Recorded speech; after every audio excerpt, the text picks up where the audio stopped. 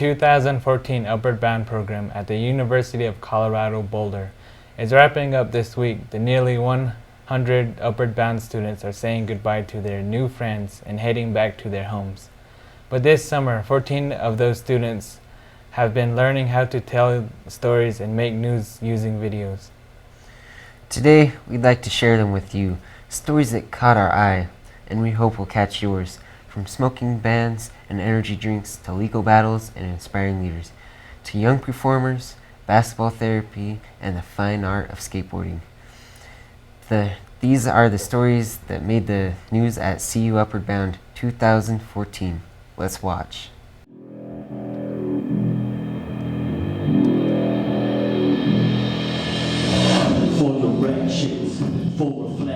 For most people, the Black Hills of South Dakota are just a beautiful tourist destination, where you can see Mount Rushmore and Crazy Horse. But there is a fierce legal battle between the Sioux tribe and federal government over who owns the land. Sioux are fighting for the land because it was illegally taken. The 1868 Treaty of Fort Laramie was broken in about 1876 with the Indian Appropriations Act. Here at the University of Boulder, Castor Freeman is teaching students on the Upward Bound summer study program about the Black Hills legal battle. Boulder is far from the Black Hills but very involved in addressing the legal battle. The Native American Rights Fund, based in Boulder, is helping the Sioux tribe to get back their land. It's been about over 140 years that they've been fighting for this land back because it was illegally taken. Around 1874 is when General Custer had found gold in the Black Hills along with his troops, and the prospectors going into that area illegally breaking the treaty because these lands are supposed to be undisturbed. This is a long-standing battle that they've been going through to get this land back. It's not meant to be taken from them. It was illegally taken from them. The Black Hills are not for sale. It's not meant to be sold, especially if it does get sold and they accept that money. That money is going to mean that they have no treaty obligations with the government anymore that the government is supposed to be giving to the Sioux Nation. So they sell it fair and square and it's done. It's over. They'll never have rights to that land again. The fight for the land continues, and Boulder is an ally in the struggle. From Cub News, I am Dimitri Holiday. And I am Taylor Janice.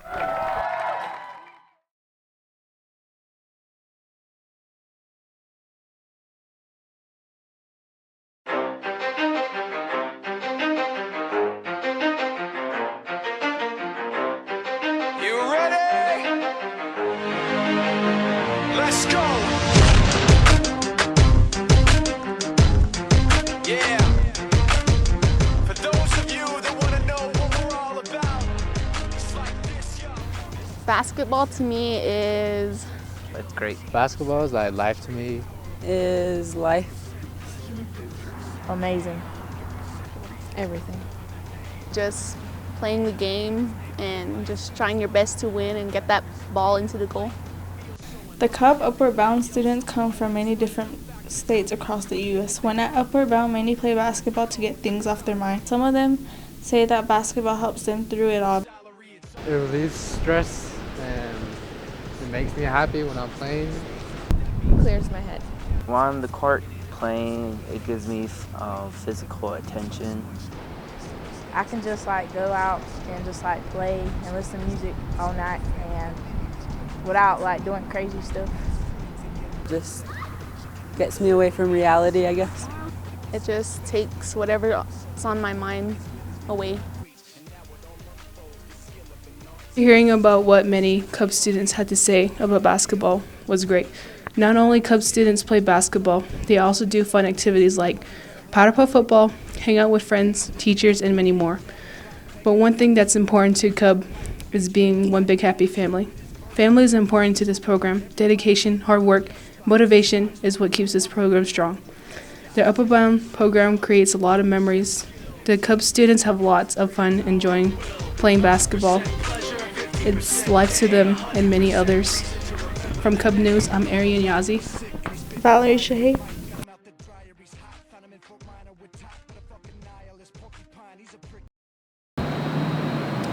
Hi, my name's Billy Flannery. I'm a skater. Well, to me, it's just a fun thing to do when you're just bored sitting at home. So I can stay away from all the drugs and alcohol that all the other kids are doing at home. I've been skating for about a year and a half, but when I was little, my brother would always teach me to do some tricks. I like to play the guitar and snowboard and ski.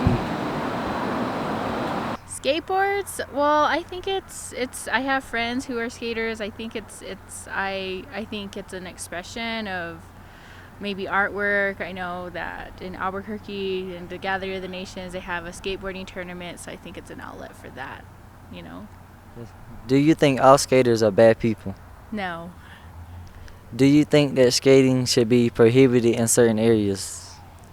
Well, I think maybe by major roads and stuff like that, but I don't think there should be any, maybe in high traffic walk areas, and I'm just saying that just because the majority of my experience is, since I've been at university, when it's crowded during lunch hour, it's kind of hard to get by someone skating here. I'm going to always get scared that they might run me over.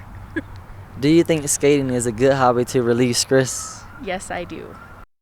For Cub News, this is Austin Hunt.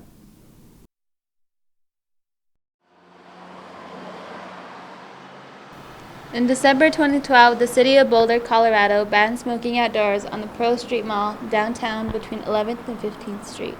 Some people in Boulder are unhappy about the smoking ban. I find it the effects very adverse.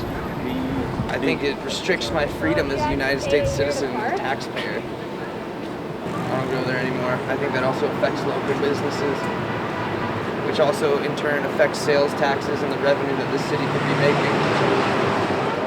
But the city put the ban in place to protect the public from the effects of secondhand smoke. Martha LaForge, who works at the University of Colorado Boulder, approves of the ban. Boulder is supposed to be a very environmentally friendly, clean community.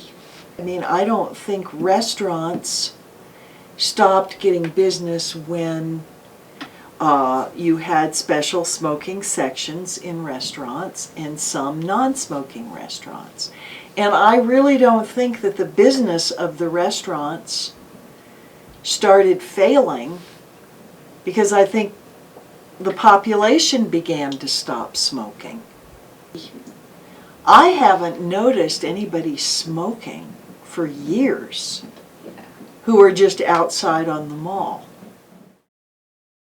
Maybe there wasn't many smokers on Pearl Street, but now there are 0.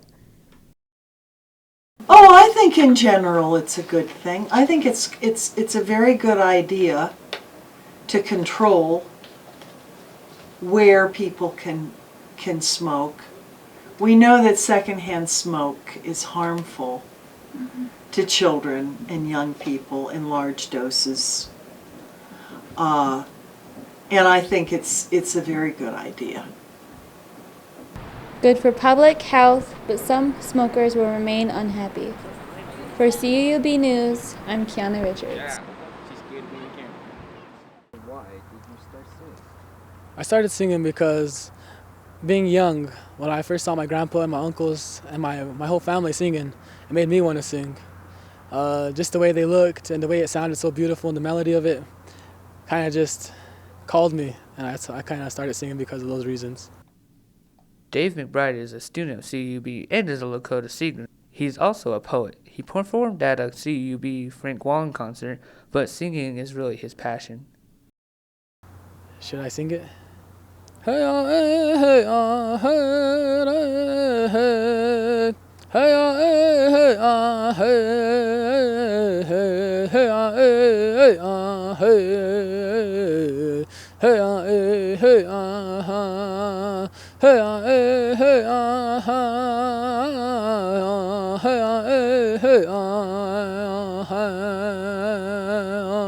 Dave loves to share his talents and passion for music with others. Here and there, I'll help my little brother, my sisters out. Here and there, I try to help my friends also. I try to encourage all my friends to sing, actually. So yes, I do teach music here and there. I admire a lot of musicians. Like in my culture, I go to powwows a lot, and I admire a lot of old schools, as you say it. I admire like the Dakota Nation, Eagle Mountain, Young Bear, High Noon, a lot of these old drum groups. Rap-wise, I admire Frank Wong and Tall Paul and all these other, because then they make music speak to you in a way. Being part of an all-musical family, we travel a lot to all these different powwows, sun dances, ceremonial rituals, and we kind of sing a lot on the road, off the road, in my house, just everywhere we sing. We'll be on the road, we'll sing a song, just jamming on the road.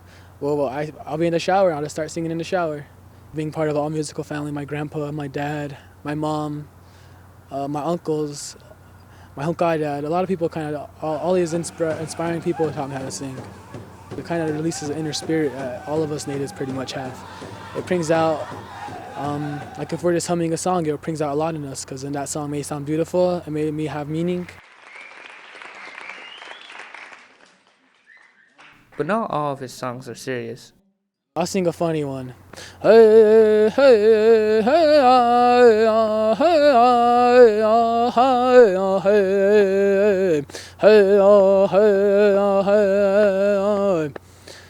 there are two girls fighting over me while I'm singing. Please, please, please help me, the ugly one is winning. Hey, hey, hey. Dave McBride wants to be an architect, but he'll continue singing for the rest of his life. For CUB News, I'm Anthony Daesh.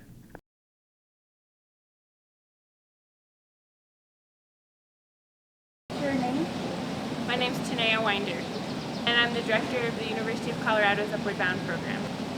So the University of Colorado at Boulder Upward Bound program is one of the Department of Education's trio programs that services low-income first-generation students to try to get them on a college-going track. What's unique about our program is that we work with students from 8 different states: North Carolina, Oklahoma, South Dakota, Arizona, Utah, New Mexico, Oregon, and Colorado. We work with about 22 high schools and 13 different reservations in rural areas. So what we do is we work with our students electronically throughout the year, and then we bring them here for 6 weeks in the summer for a summer academic institute where they get to live in the dorms, take classes, and get the college experience. But they also get so much more because they get to do fun activities, meet students from all over, and get to interact with different RAs and instructional staff as well. We always try really hard to pick people we know who have your guys' best interests at heart. And not that Native youth need to be saved, not like any youth needs to be saved. I think we're all capable of saving ourselves, but finding the tools and passion and the right people who can help you do that.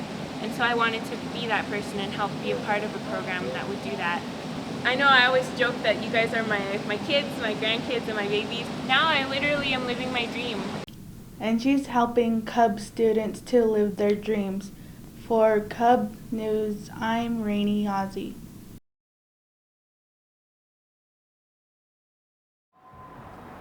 Here at the University of Colorado at Boulder, we discovered that energy drinks are a popular choice amongst students. There's a huge variety of energy drink choices and vending machines all over campus. Students say they like energy drinks for the flavor and for the way they make them feel. I like energy drinks mostly because of the taste and the exhilarance it gives me. Energy drinks contain caffeine, which gives the sense of motivation or alertness, but there can be side effects. They make me act jittery, but I like the feeling because then I can focus and I get my work done a lot faster, and I pick up concepts just like this. In a week, I probably drink about 6. A week is probably like 19, 20. They just make me go to sleep after a good 2-3 hours. But there are dangers. There have been a number of recent cases where teens have died from an overdose of caffeine from energy drinks. Some teens take the risk as a joke. No, I have not ever had an energy drink. I guess I'm gonna give him this.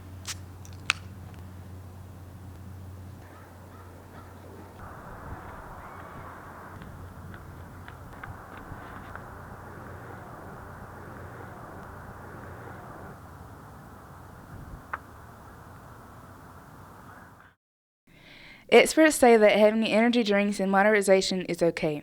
Drinking too many runs a high risk.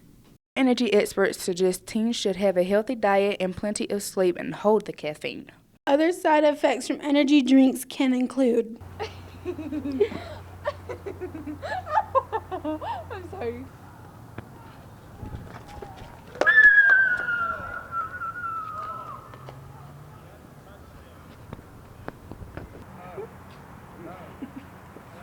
Reporting from Cub News, I'm Melissa Treelor. And I'm Nikayla Watson. We hoped you enjoyed the news and stories that made our summer. We'll be back with more next year for Cub 2015. We hope you will too. Thanks for watching. For Cub News, I'm Arian Yazzie. I'm Anthony Dash. I'm Nikayla Watson. And I'm Kiana Richards.